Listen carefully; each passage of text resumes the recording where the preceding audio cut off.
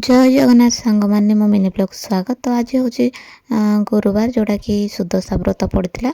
तो ये मुझे जंतणी तैयारी करुच्ची जोटा कि मंडा बनवाई।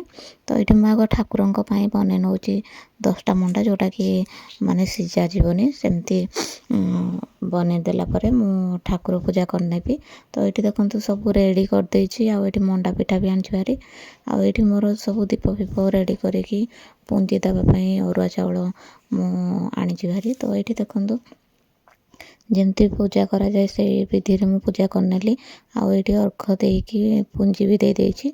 तो ये सब कंचामृत कर सारापर बही पढ़ी पढ़नेला ठाकुर पूजा शेष होगला। शेष होगापर घर माई मुझे मंडा पिठा करी आ पुर दिए मंडा पिठा। तो ये गढ़ी नौ मंडा गुड़ाक आठ मु पुर भी बन देछि।